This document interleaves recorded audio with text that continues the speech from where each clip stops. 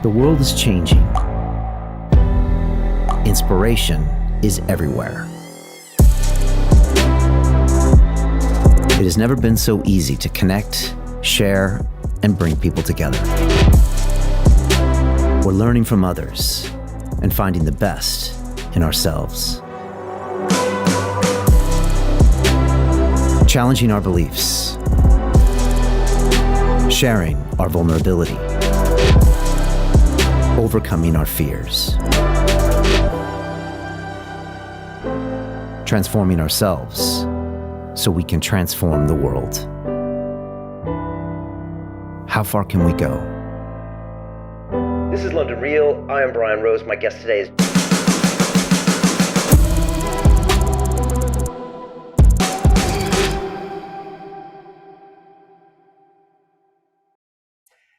This is London Real. I am Brian Rose. My guest today is Peter Diamandis, the entrepreneur, philanthropist, author, and world-renowned speaker. You are the founder of Singularity University, the X Prize Foundation, and Bold Capital Partners, a $250 million venture fund investing in exponential technologies. You started over 20 companies, written 3 New York Times best-selling books, and were named one of the world's 50 greatest leaders by Fortune magazine. Your latest book, Exponential Organizations 2.0, the new playbook for 10x growth and impact, looks at how businesses can grow exponentially by leveraging technology, innovation, and creativity. You believe there will be 2 kinds of companies at the end of this decade, those that are fully utilizing AI and those that are out of business. Ultimately, you think AI will create an extraordinary future where our greatest dreams can come true. Peter, welcome to London Real. Thank you, Brian. Appreciate the invitation. And this is one of the most incredible times to be alive. Every day I pinch myself at what I'm reading, what I'm seeing. We're living in the midst of a science fiction movie in one sense. Another sense, we're living at I call the 99th level of the gameplay, right? The boss level for those who are gamers. And it's tough to predict where things are going. And we can talk about that, but the convergence of these exponential technologies are allowing entrepreneurs to reinvent the future every single day. Yeah, and we have a lot of entrepreneurs watching. I'm one, you're one. So I really want to get into exactly what you put out in the book. You know, I had my ChatGPT moment like everybody else did.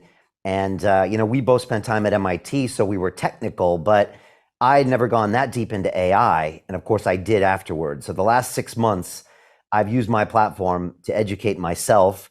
I've had Mo Gaudet on the show. I know you've spoken to him, former Google. Mo, yeah. Yep. I actually had Mo 4 years ago when he came, or 5 years ago when he came with his happiness book. So I already knew Mo, Yes.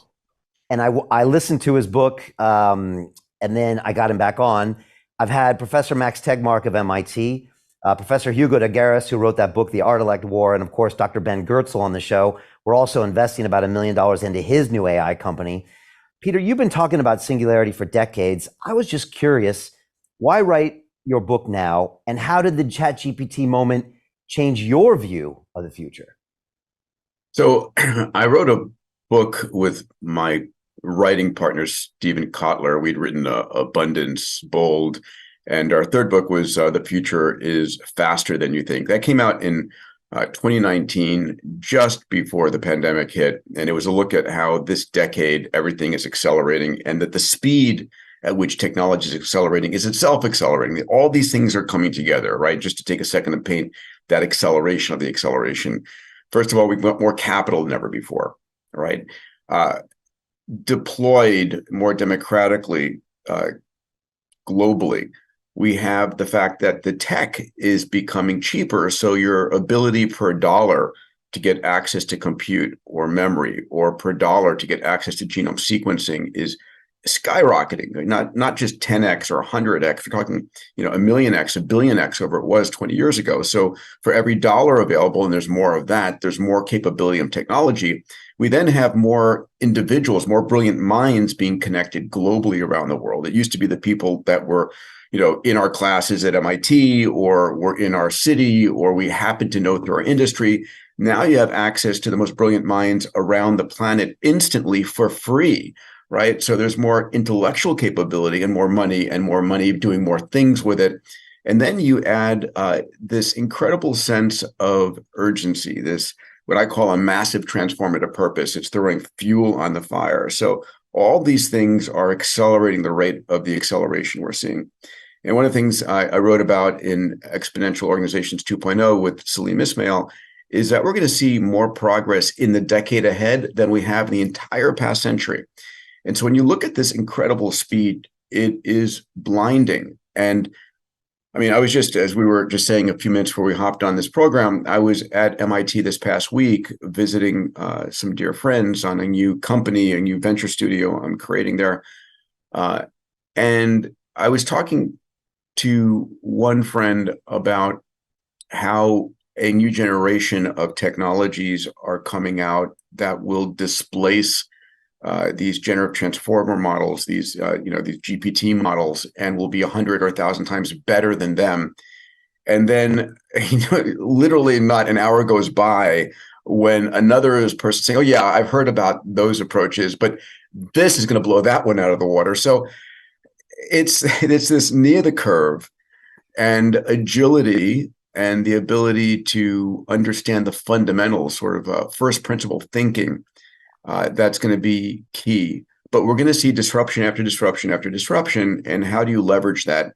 The way I describe it, Brian, is how do you surf on top of the tsunami of change instead of getting crushed by it?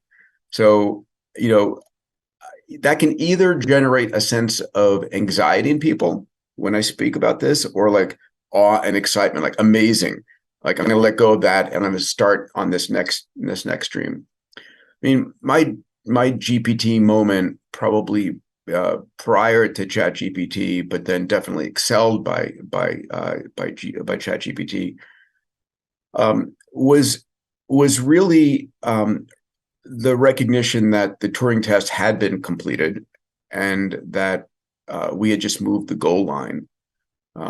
In fact, another conversation I'd had at MIT this week was in when are we going to see AGI? And one of the guys I was there with, who's extraordinarily brilliant, has multiple PhDs. He says, "Listen, we have AGI. It came in 2020." I said, "What?" Because it came with the release of GPT-3.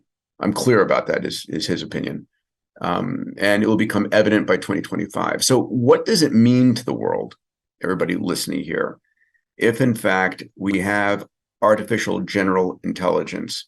Right? We know there's this concept of narrow intelligence, and this is Deep Blue winning chess.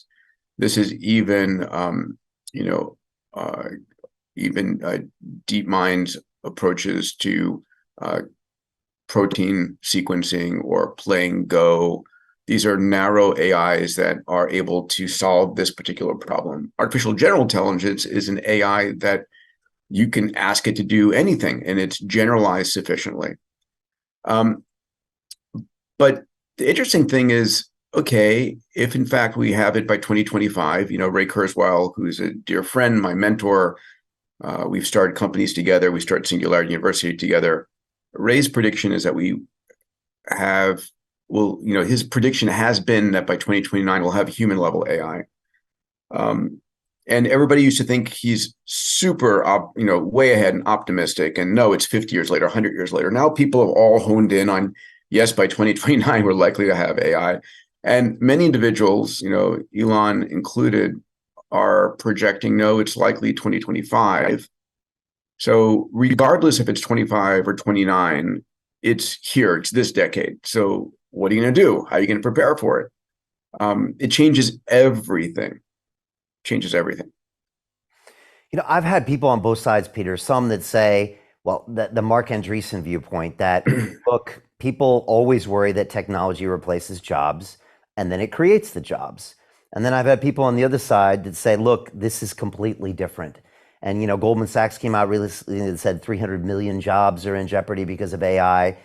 Where do you stand? Because, there's a lot of anxiety in the public. And when I first went down this route, I went to some dark places as well. I have two young boys, they're 6 and 7 years old, and I'm thinking about their teenage years, Peter, and I'm thinking they will have teenage years never experienced in 200,000 years of human history. Theirs will be so different than anything else. And so I obviously am emotionally involved, but what do you say about those those two sides that one say it will help us and one say it will replace us? So let's drill down. I'm a dad of two 12-year-old boys, fraternal twins. And I think about the same thing. I'm clear that their middle school and high school will not prepare them for the road ahead. And that school needs to be reinvented. So I've been spending a lot of time. I put out 2 blogs a week at Diamandis.com. And I just wrote one on the future of reinventing high school. I'll probably have to do one on the future of reinventing college if college. Sure, we're going to be changing that significantly. There are utopian and dystopian. Both are true. They're not exclusive from each other. And let me break that down. First of all, do I believe we're going to have issues? Yes. Do I believe that the world is going to be extraordinary in the next 20, 30, 40 years? Yes. So how do I hold those two resonant in my mind? I do it by looking back at the last century. I think very few people would argue that between 1900 and 2023 that the world's gotten extraordinarily better, right? From a living standards standpoint. But even if you believe that during the past 123 years, I actually looked at this for my new book. I'm writing the next iteration of my first book, Abundance. Over the last 123 years, there have been 268 million deaths due to war and pestilence and famine, right? So we've had this incredible period of hardship, but yet still the world has gotten better at an extraordinary rate over the last 123 years. So are we going to have ups and downs? Are we going to have issues? Yes. Will the world get extraordinarily better in the process? Yes. So let's break AI down into 3 categories. So AI today, I would say, is incredible. It's the equivalent to that newborn child that you're cuddling and holding, and is all love. And if it's not screaming in the middle of the night, it's cuddly and fun. And we can use ChatGPT, and we can use stability and stable diffusion, all those things, and have fun with them. And they're causing more upside than disruption. So that's phase 1. And I think if we were to stop development of AI today, it would be incredibly useful for the world. Still, one of the most useful tools ever. But then we're going to enter phase 2 and phase 3. Phase 2 is the next 1 to 10 years. And this is the phase during which AI starts to become disruptive. What do I mean by that? Well, we have the US elections coming up, and there's no question that in the US elections, we're going to start to see generative AI in the form of deep fakes and disruptions causing turmoil. We're going to see loss of jobs. I think the loss of jobs issue isn't going to be as big as people think. It's going to be definitely punctuating certain careers and jobs. I think we're going to have AI co-pilots. As a physician, you're not going to be diagnosing on your own. It's going to become malpractice to diagnose without having AI in the loop. And there's definitive good reasons for that. As a CEO, as a politician, as a lawyer, as an artist, as a writer, you're going to have your AI co-pilot supporting you. And we have that already to some degree. And they're going to be those jobs completely replaced by AI, but there will be upskilling opportunities. And so I think the job market will take care of itself. I think we're going to have universal basic income, right? UBI, where we tax robots, we tax the AIs that are displacing jobs, and we distribute that capital to individuals, and we allow those individuals to upskill themselves, educate themselves with that capital. There'll be terrorism.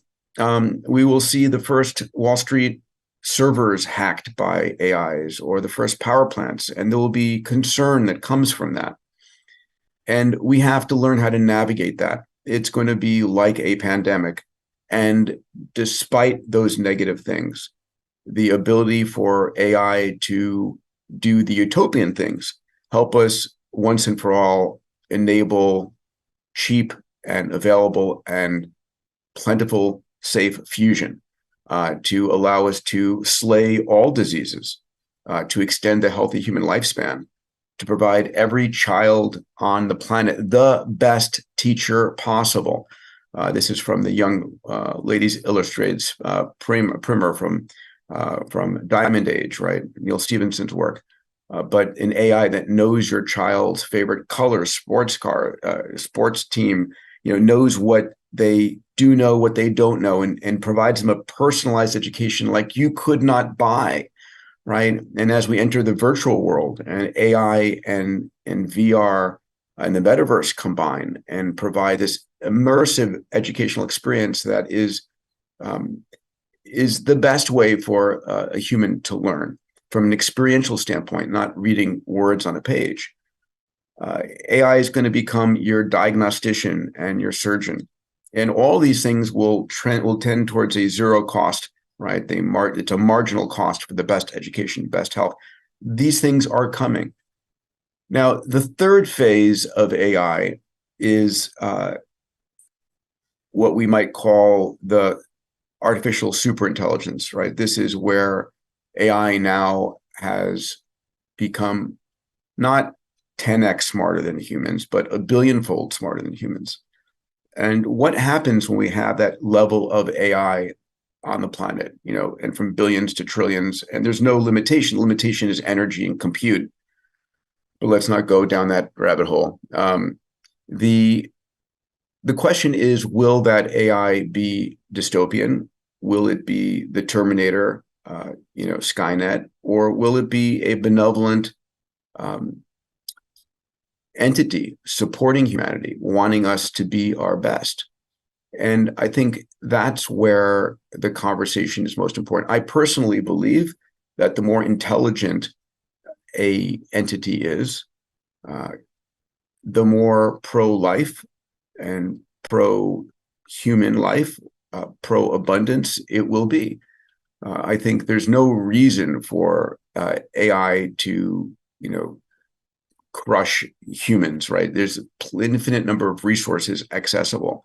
If you're a movie fan, on one end of the spectrum, there is Skynet and the Terminator. On the other end is Her, where in this movie, when the AI becomes super intelligent and basically gets bored of humans, it leaves and goes off to some other star system. And I think that's more likely. There's no reason. We are a crumb in a supermarket filled with resources in our universe, right? The Earth is a beautiful gem, but it's by no means unique in its availability of atomic matter and energy. So our job today, and these are conversations, so I do my podcast Moonshots, and I've just been, like you, Mo Godat is a friend, and I love his thinking, and we're spending a lot of time together focused on the alignment problem. And then Imad Mustak, the CEO of Stability AI, and others, we've been having this conversation. How do you ensure that AI, the super intelligent AI, is aligned with us? Mo's framework, which he writes in his incredible book, Scary Smart, is probably one of the best. He says, we are giving birth to a new species, a new intelligence in AI. And he says, imagine, and I'm sure they had this conversation on London Real, when Superman landed on planet Earth, and he landed in Kansas and meant that Kent, was brought up by the Kent family, this family of loving individuals with good morals and ethics. He turned into a superhero. If he had landed in the Bronx in a drug lord's den, he would have probably become a supervillain. So it's your early days of learning. So as we are the parents of these generative AI models, what are we teaching these AIs? How do we give them the nutrition, the nutrients to be loving, kind, moral, ethical, super AIs that will be more the positive impact on humanity? So these are the conversations I think about all the time as a dad of 12-year-olds and as someone who's studying and writing and investing heavily in the future. Peter, I'm just kind of curious, what has surprised you about the conversations you've had in the last 3 months with people about AI, whether it's politicians or fellow MITers or business people? Maybe some things that you thought you would agree on, and maybe some things you thought you would disagree on that didn't happen. I think what surprised me is how much ChatGPT and its follow-ons have surprised the creators of ChatGPT.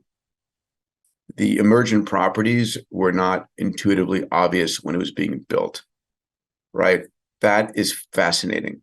You imagine as a coder, right? And I've been a computer coder all my life, not recently in the last decade, but I was there coding in hexadecimal on 6502 microprocessors in the early days. These computers would do what you told them to do because it was very much hardwired. If A, do this, if B, do this. But that's not how these neural nets are working, and especially not how these large language models are working. They're exhibiting properties that were like, interesting, where did that come from? And that's surprising. What's also surprising me and surprising others is what's coming next, that there's a lot of improvement coming, and it's not linear. It is continuing to be exponential. And so I just met this one company that I'm meeting with the founders tomorrow because I'm so blown away by their technology that looks to be 100 or 1,000-fold more efficient on many different levels than OpenAI's GPT-4. So, wow, what does that mean? And then being told by another friend, well, actually, there's stuff that's going to be even blow that out of the water. So the speed is incredible. I think what surprised me as well is how this isn't front and center conversation where it needs to be in the boardroom. I'm on stages around the world and I'm like, wake up, people. You have to understand that this is an extraordinary time and the tools and how you think about this and how do you prepare for it and how you reinvent your business. So this is what I spend a lot of my time thinking through. So anyway, a lot of that surprising me. I mean, the White House obviously, summoned the leaders there. I think they just came up with an agreement. The Senate had obviously, Sam there and a few people talking about it.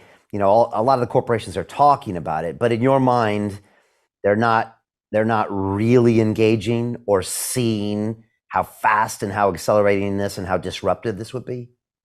Yeah, I think this needs to be an ever-present conversation of increasing percentage of one's time, because the impact is disproportionate to everything else. Talk about not only the elections but the global economy, right? Whenever we have a revolution, and this will be a revolution, economic revolution, a societal revolution, a workforce revolution, an intellectual revolution, it generates turbulent flow.